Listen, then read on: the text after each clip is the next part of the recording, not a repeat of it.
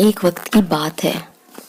किसी घने जंगल में एक खरगोश रहता था जिसे अपने तेज दौड़ने पर बहुत घमंड था।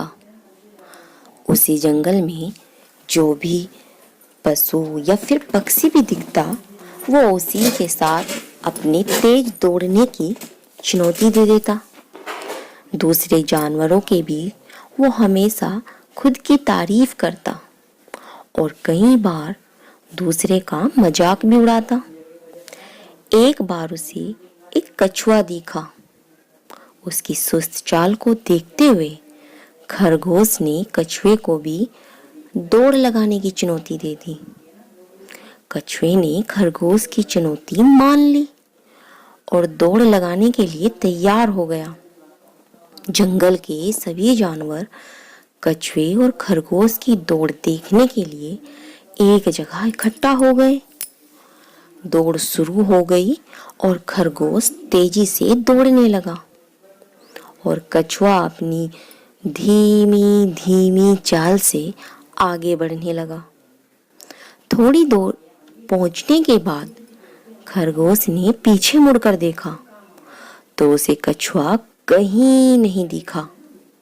खरगोश ने सोचा, अरे भाई, कछुआ तो बहुत धीरे धीरे चल रहा है और उसे यहाँ तक पहुँचने में तो काफी समय लग जाएगा।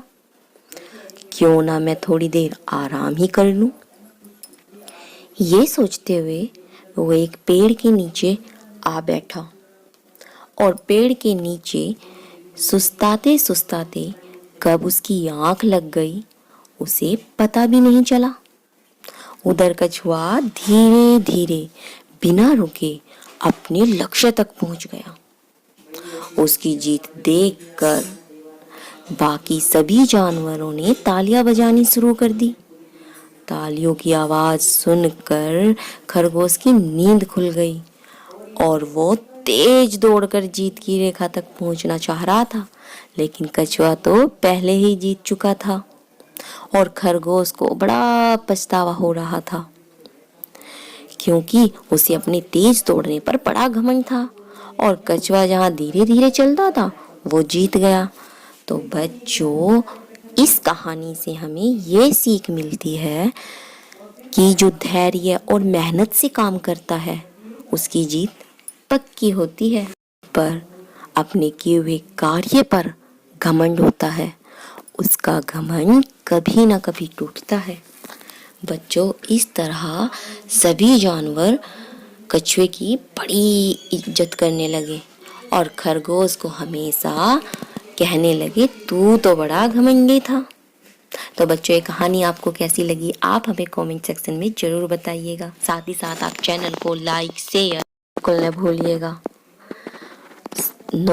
बेल आइकन बटन को प्रेस करना भी, ताकि आपको आने वाली सभी वीडियो का नोटिफिकेशन मिल जाए। तो इस तरह से बच्चों, हम और नई कहानियों के साथ आपको मिलेंगे। तब तक के लिए नमस्कार, जय हिंद, जय भारत। चारों ओर सुहाना मौसम हो रहा था। काले काले बादल छाए हुए थे और बारिश का मौसम था। ये कहानी है केदार घाटियों के जंगल की, जहाँ सभी पक्षी बड़े प्रेम से एक दूसरे के साथ रहते थे। सभी अपने अपने परिवार के साथ बड़े खुश थे। सभी के बच्चे कबूतर जी के स्कूल में पढ़ने जाते थे। कबूतर जी वहाँ सबसे पढ़े लिखे पक्षी थे, जो कि शहर से पढ़कर आए थे, किंतु उन्हें शहर इतना पसंद नहीं था। इसीलिए उन्होंने वापस अपने जंगल आकर एक स्कूल खोल लिया, जहाँ वो सभी पक्षियों के बच्चों को शिक्षा देते थे। सभी से वो निवेदन करके बोलते थे कि सभी अपने बच्चों को मेरे स्कूल में भेजें, ताकि वो पढ़ लिख कर अच्छे से दाना कमाना सीख जाएं और मैं उन्हें हाथ की दस्तकारी सिखाऊंगा, जैसे कि अच्छे अच्छे घोंसले बनाना, जो घरों के अंदर बनाए जाते हैं, लकड़ी से घर कैसे बनाते हैं, और भी बहुत सारी चीज़ें। सभी खुश होकर अपने बच्चों को कबूतर जी के स्कूल भेज देते हैं। टुन्नी चिड़िया भी अपनी बेटी गुड़िया का एडमिशन करा के आती है और कहती है, कबूतर जी देखो, सबके बेटे हैं किंतु मेरी बेटी ना किसी बेटे से कम नहीं है, इसीलिए इसे मैं खूब पढ़ा लिखा कर एक कामयाब पक्षी बनाना चाहती हूँ, ताकि ये अपना अच्छे से दाना कमाना, घर बनाना और भी काम करना सीख जाए। और हाँ कबूतर जी, मेरी बेटी को खेती करना भी जरूर सिखाना, ना जाने कैसा वक्त आ जाए, कुछ भी करना होता है ना जिंदगी में। कबूतर कहता है, हाँ भाई रानो, बात तो तुम सही कह रही हो, मैं सभी बच्चों को एक समान, चाहे वो बेटा हो या बेटी, सबको एक समान शिक्षा देता हूँ और ऐसे ही देता रहूँगा। सभी अपने पक्षी बच्चों को छोड़कर कबूतर के स्कूल में चले जाते हैं। घनी तेज रास्ते में बारिश आती है। सभी पक्षी चिंतित हो जाते हैं कि ना जाने कबूतर जी हमारे बच्चों को स्कूल में कैसे रखेंगे। तब रानो कहती है, बेफिक्र रहो, वो एक पढ़े लिखे पक्षी हैं और स्कूल खोला हुआ है उन्होंने, वो सभी का बड़े अच्छे से ध्यान रखेंगे, तुम्हें चिंता करने की जरूरत नहीं। किंतु जो गौरी थी ना, वो किसी की बात पर यकीन ही नहीं करती थी। उसे अपने बेटे जग्गू से बड़ा लगाव था। वो बीच में जाकर अपने बेटे को वापस ले आई और उसे अपने घर में बिठा लिया, किंतु अन्य पक्षी कोई भी अपने बच्चों को वापस नहीं लाया।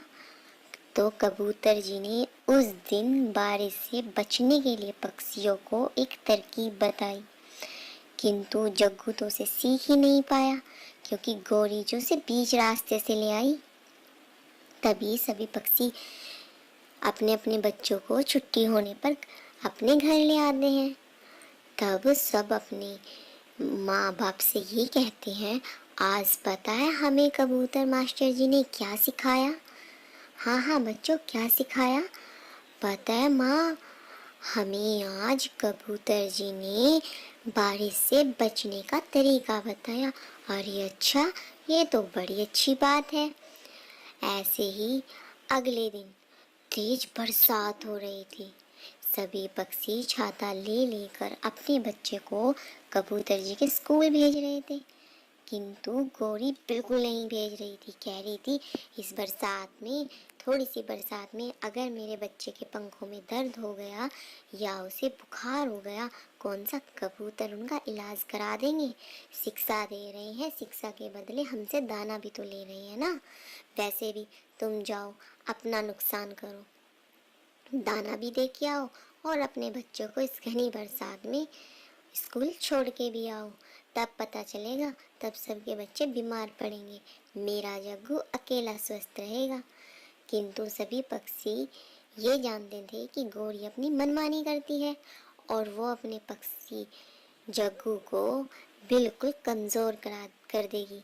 ना तो उसे कुछ पढ़ना लिखना आएगा और ना ही उसे कोई हाथ की दस्तकारी आएगी, साथ ही साथ वो कामचोर हो जाएगा, बिल्कुल अपने बाप की तरह। खैर छोड़ो, हमें क्या, हमें तो अपने बच्चों को कामयाब करना है। ये कहकर सभी पक्षी स्कूल चले जाते हैं और छोड़कर वापस आ जाते हैं। कबूतर जी उस दिन उन्हें घर बनाना सिखाता है। ऐसे ही दिन बीतते जाते हैं और बरसात के 2 महीने की झड़ी में कबूतर सब पक्षियों के बच्चों को परफेक्ट कर देता है, किंतु जग्गू को तो गौरी घर से बाहर ही नहीं निकलने देती थी। इसीलिए जग्गू सभी पक्षियों में कमज़ोर रह गया। ना तो उसे हाथ की दस्तकारी सीखने को मिली और ना ही अच्छा पढ़ाई काम करके दाना कमाने को। और बरसात के मौसम में न बारिश से बचने का उसको आया और ना ही अपनी स्वयं की रक्षा करना। सभी पक्षियों के बच्चे परफेक्ट होकर बरसात के दिनों में अपना घर बनाने लगे, किंतु वहीं गौरी तेज तूफान और बरसात के कारण अपना घर खो चुकी थी। वो दोनों माँ बेटा, क्योंकि ना तो गौरी को कुछ आता और ना ही जग्गू कुछ सीख पाया, इसीलिए वो घनी बरसात में एक पेड़ की टहनी पर बैठे रहे। तब रानो गौरी से कहती है कि देखो गौरी, अगर उस दिन तुम अपना दिल थोड़ा सा कैड़ा कर लेती ना, तो आज तुम्हें ये नौबत ना देखने को मिलती। तुम देखो ना, मेरी बेटी गुड़िया को ही देख लो। मैंने अपने दिल पे पत्थर रख के घनी बरसात और तूफान में भी उसे स्कूल भेजा, तभी तो उसे देखो। आज मेरी तबीयत थोड़ी ख़राब थी, किंतु मेरी बेटी ने भरी बरसात में ना सिर्फ घर अच्छे से मरम्मत किया है, बल्कि अच्छा एक मजबूत भी बराबर में बना लिया। अगर हमारा घर ये ख़राब हो जाए तो हम जाकर बरसात में उसमें रह लें। और हाँ, बारिश से बचकर दाना कैसे इकट्ठा किया जाए वो भी कबूतर मास्टर जी ने बच्चों को सिखा दिया।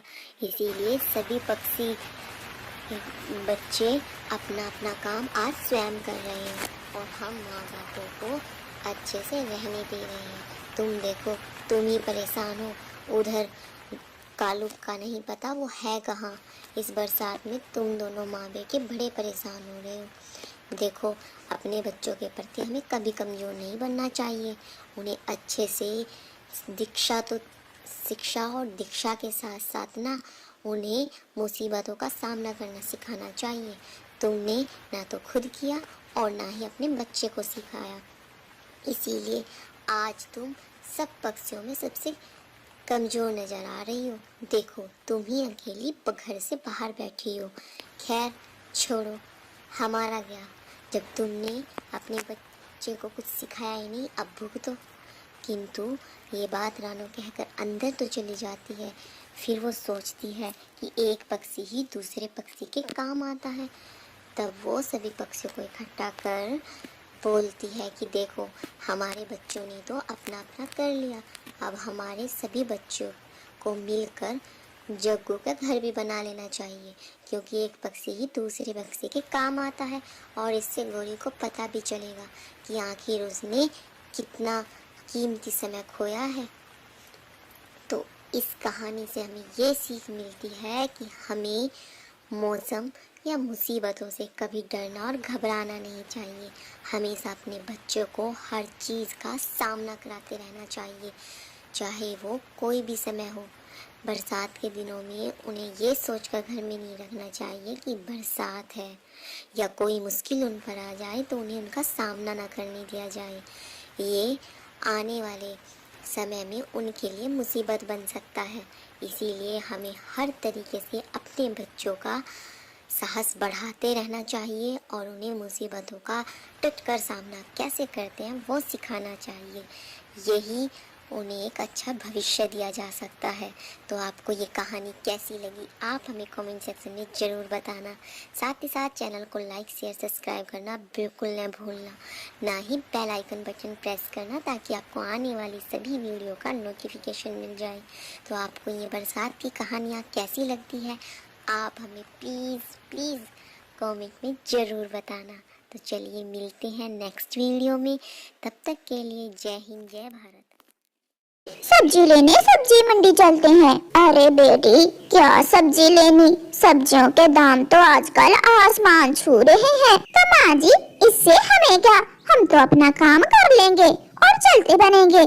आप सब्जी वालों को अपनी बातों में उलझा लेना और मैं धीरे धीरे सब्जी चुरा कर थैला भर लूंगी। ठीक है बेटी, तू कोई बड़ा सा थैला ले ले और चलते हैं। दोनों माँ कवि और बेटी कवि सब्जी मंडी जाती हैं। माँ जी चले उस कबूतर सब्जी वाले के पास जाते हैं। वो कबूतर मुझे कुछ उल्लू सा लग रहा है।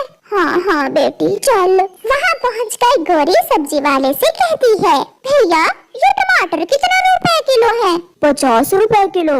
और बेटा कबूतर बताओ, ये खीरे कैसे लगाए हैं? खीरे 20 रुपए किलो हैं। हाय बेटा, क्या जमाना आ गया है। हमारे जमाने में ये खीरे कोई मुफ्त ना लेता था। और ये बैंगन कैसे लगाए हैं? ऐसे गौरी की माँ सब्जी वाले को बातों में लगाए हुए थी और गौरी कवि अपना काम कर रही थी। उसने अपना थैला सब्जियाँ चुरा चुरा कर भर लिया था। बहन जी, अगर कुछ लेना है तो लो, मेरे पास इतना समय नहीं है। माँ जी, ठीक ही कहा है कबूतर ने, हमारे पास भी अब समय नहीं है, काम हो गया है। माँ जी चले कहीं और जाकर फल देखते हैं। रास्ते में गौरी की माँ गौरी से कहती है, गौरी बेटी बाजार तो आई ही है, चल किसी सुनार की दुकान से एक दो सोने के हार भी चुरा लेते हैं। माँ, मुझे तो सुनार की दुकान पर जाने से डर लग रहा है।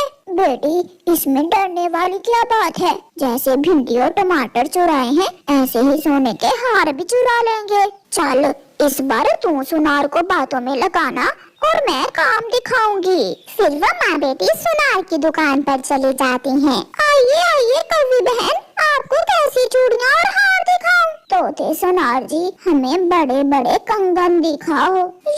ये देखें, ये वाले कंगन कैसे हैं? ये तो कुछ खास नहीं है बेटा। तो फिर मैं दूसरी दुकान से कंगन लेकर आता हूँ, वो जरूर आपको पसंद आएंगे। फिर तोता साथ वाली दुकान से कंगन लेने चला जाता है। गोरी बेटी, ये तो तोता नहीं, कोई उल्लू ही है।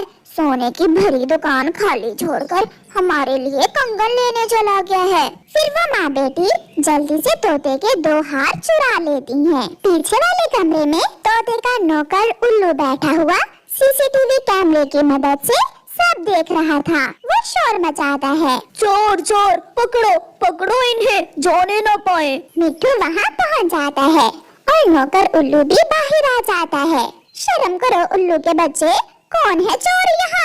मालिक इनके बैग में 2 सोने के हार हैं जो इन्होंने अभी अभी चुराए हैं। मेरा नहीं विश्वास तो आप इनका बैग चेक करें। फिर तोता उनका बैग खोलता है और उसमें से सोने के 2 हार निकाल लेता है। ये हार हमारे बैग में कैसे आए? ये तो पुलिस ही बताएगी कि ये जादू कैसे हुआ। फिर तोता पुलिस को बुला लेता है और पुलिस दोनों कवि माँ बेटी को पुलिस गाड़ी में बिठाकर अपने साथ ले जाती है। उन दोनों की खूब पिटाई होती है। माँ, तूने ही मुझे चोरी करने का कहा था। तूने कहा था बेटी। माँ, मैंने तो सब्जी चुराने का कहा था। फिर ऐसे वो माँ बेटी बहुत रोती हैं। Thank you for watching. Please like, share and subscribe to my channel Kids Education. आपको ये कहानी कैसी लगी बच्चों, आप हमें कमेंट में जरूर बताइएगा। साथ ही साथ आप चैनल को लाइक शेयर के साथ बेल आइकन बटन भी प्रेस करना ताकि आपको आने वाली सभी वीडियो का नोटिफिकेशन मिल जाए। तो मिलते हैं हम आपको अगली एक बहुत प्यारी कहानी के साथ। तब तक के लिए बाय बाय।